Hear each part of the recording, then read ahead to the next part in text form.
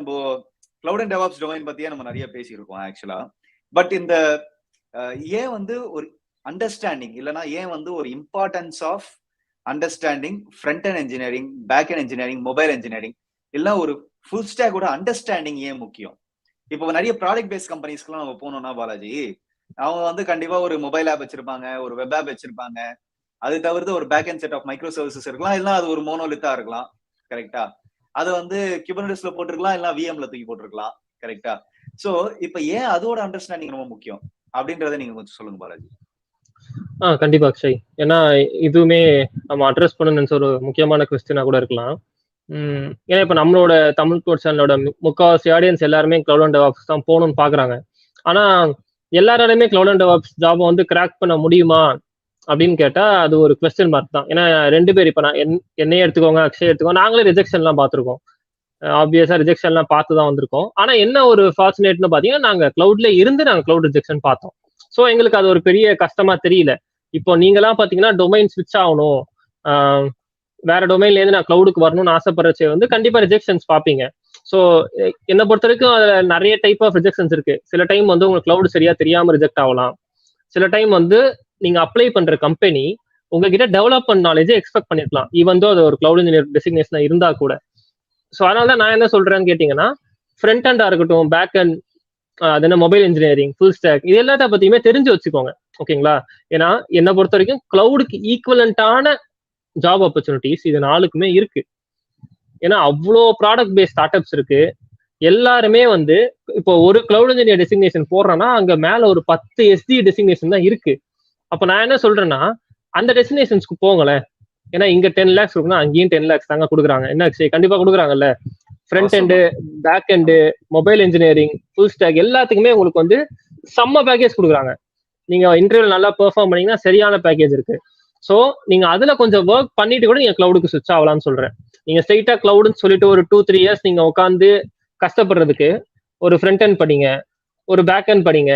ஏன்னா எந்த இடத்துல எல்லாமே கிளவுட்ல தான் டிப்ளை ஆக போகுது. ஸோ உங்களுக்கு எப்படினாலும் நீங்க அதை படிச்சுதான் ஆகணும். கிளவுடா நீங்க போனா கூட ஒரு நாள் உட்காந்து HTML, ஜாவா ஸ்கிரிப்ட், அந்த பக்கம் ஜாவா ஸ்ப்ரிங், இந்த பக்கம் மொபைல் சிஎஸ்டி நீங்க படிச்சுதான் ஆகணும். அதுக்கு நீங்க கிளவுட் படிங்க, ட்ரை பண்ணுங்க. நிறைய ஒரு 10 ரிஜெக்ஷன் வந்துருச்சு அப்படின்னா நீங்க எதுவும் பண்ண வேண்டாம். உட்காந்து உங்களுக்கு ஃப்ரண்ட் ஹேண்டோ இல்ல ஒரு பேக் ஹேண்டோட பேசிக்ஸ் நல்லா படிங்க. படிச்சுட்டு நீங்க அதுல ஒரு 10 இன்டர்வியூ அட்டன் பண்ணி பாருங்க. ஏன் விடுறீங்க? 10 இன்டர்வியூ அட்டன் பண்ணுங்க. கிளிக் ஆயிடுச்சுன்னா ஃப்ரண்ட் ஹேண்ட் இன்ஜினியராவோ வெப் டெவலப்பராவோ நீங்க ஜாயின் பண்ணிடுங்கன்னு தான் என்னுடைய சஜஷன். போனதுக்கு அப்புறம் நீங்க என்ன பண்ணலாம்னு பாத்தீங்கன்னா, அப்ப நீங்க கிளவுட் இன்கார்பரேட் பண்ணுங்க. ஒரு அப்ளிகேஷன் வச்சிருப்பீங்களா, நேரா AWS S3ல போயிட்டு ஸ்டாட்டிக் வெப்சைட் ஹோஸ்டிங் அடிங்க, கிளவுட் ஃப்ரண்ட் தூக்கி போடுங்க. இந்த மாதிரி நீங்க அப்ப நீங்க படிக்கும் போது வந்து உங்களுக்கு 2 நாலேஜ் இருக்கு. ஓகேங்களா?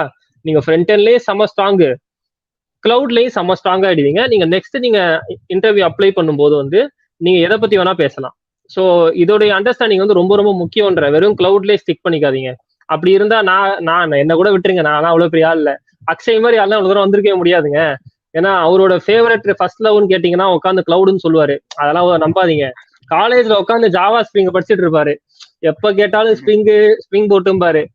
அங்கதான் அவருடைய ஆக்சுவல் ஸ்ட்ராங் பாயிண்டே நான் சொல்லுவேன். ஏன்னா எங்க போனாலும் ஜாவால அடிச்சுக்க ஆள் கிடையாது அக்ஷய. அதுக்கப்புறம் ஸ்லோவா HTML, ஆங்குலர் எல்லாம் படிச்சு அப்படியே ஃபுல் ஸ்டாக் படிச்சு இப்ப மொபைல் சிஎஸ்டி பண்ணிட்டு இருக்காரு. அப்படியே அதுல கிளவுட் அண்ட் டெவலப்ஸ். ஸோ யாரா இருந்தாலும் ஒரு டெவலப்மெண்ட் இந்த நாள்ல ஏதாவது ஒண்ணுல ஸ்டார்ட் பண்ணுங்க. அதான் என்னுடைய ஒரு சின்ன அட்வைஸ், ஒரு சஜஷனா கூட எடுத்துக்கோங்க.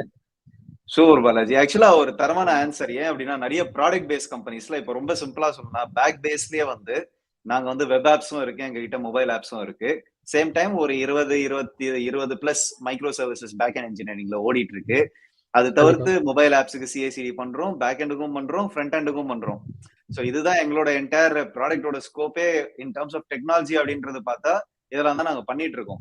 ஸோ அப்போ வந்து இப்போ ஒரு ப்ராடக்ட் பேஸ்ட் கம்பெனில வந்து நம்ம ஒரு டிஃப்ரெண்ட் டீம்ஸோட எக்ஸாக்ட் வே ஆஃப் ஒர்க்கிங் இல்ல வாவ்னு சொல்லுவாங்க, WOWன்னு வாங்க, வே ஆஃப் ஒர்க்கிங் இல்லைன்னா அவங்களோட எக்ஸாக்ட் ப்ராசஸ் என்ன, அவங்களோட டீமோட எப்படி வேலை செய்யறது, நம்ம எப்படி அவங்களோட வேலை செய்யறது, அதே மாதிரி டெஸ்டிங் டீம் இருப்பாங்க. இப்போ ஒரு ப்ராஜெக்ட்டுக்கே வந்து எப்படி நாங்க அசைன் பண்ணுவோம் அப்படின்னா ஒரு டெவாப்ஸ் இன்ஜினியர், ஒரு சில ஃப்ரண்ட் ஹேண்டர்ஸ், ஒரு சில பேக் ஹேண்டர்ஸ், ஒரு சில மொபைல் இன்ஜினியர்ஸ், அதுவுமே ஒரு சில iOS மொபைல் இன்ஜினியர்ஸ், ஒரு சில ஆண்ட்ராய்டு மொபைல் இன்ஜினியர்ஸ், ஒரு சில டெஸ்டர்ஸ், ஒரு சில ப்ராஜெக்ட் மேனேஜர்ஸ், ஒரு சில டெலிவரி மேனேஜர்ஸ், ஒரு சில டெலிவரி டைரக்டர்ஸ், அதுக்கப்புறம் ஒரு சில யூஐ யூஎக்ஸ் பீப்புள். சோ அப்போ ஆஸ் எ சிஸ்டம் இன்ஜினியரா இருந்து எல்லாம் வந்து ஒரு டெவாப்ஸ் இன்ஜினியரா இருந்து இந்த எல்லா டீம் பத்தியுமே நம்ம வந்து ஓரளவுக்கு ஐடியா இருந்தா மட்டும்தான் யார்கிட்ட எந்த நொடியில போய் ரீச் அவுட் ஆகுதுன்றது தெரியும். ரெண்டாவது, சிஸ்டம் இன்ஜினியருக்கும் டெஸ்டிங் டீமுக்குமே வந்து ரொம்ப ஒரு அழகான ஒரு கோர் லென்ஸ். அது ஏன் நான் சொல்றேன் அப்படின்னா, அவங்க யூஸ் பண்ற ஒரு டெஸ்டிங் ஃப்ரேம் வரைக்கும் எப்படி நம்ம தூக்கிட்டு போயிட்டு நம்மளோட டெவாப்ஸ் பைப்லைன்ல இன்ட்ரடியூஸ் பண்றது அப்படின்றது வந்து ரொம்ப முக்கியமான ஒரு ஆஸ்பெக்ட். இப்போ பேக் எண்ட் இன்ஜினியரிங்க்கு அவங்க வந்து செலினியம் யூஸ் பண்றாங்க, இல்ல ஜே யூனிட் யூஸ் பண்றாங்க அப்படின்னா அதை எப்படி நம்ம பைப்லைன் இன்ட்ரடியூஸ் பண்றது? மொபைல் இன்ஜினியரிங்க்கு அவங்க வந்து எக்ஸ்யூஐ டெஸ்ட் யூஸ் பண்றாங்க ஆப்பிளுக்கு, தட் இஸ் ஐஓஎஸ்க்கு, இல்ல ஆண்ட்ராய்டுக்கு வந்து காட்லின்லயே அந்த டெஸ்ட் எழுதுறாங்க, இல்லைன்னா எஸ்பிரஸோன்னு சொல்லிட்டு ஒரு ஃப்ரேம் ஒர்க் இருக்கு அதுல எழுதுறாங்க அப்படின்னா அதை எப்படி நம்ம வந்து இன்ட்ரடியூஸ் பண்றது?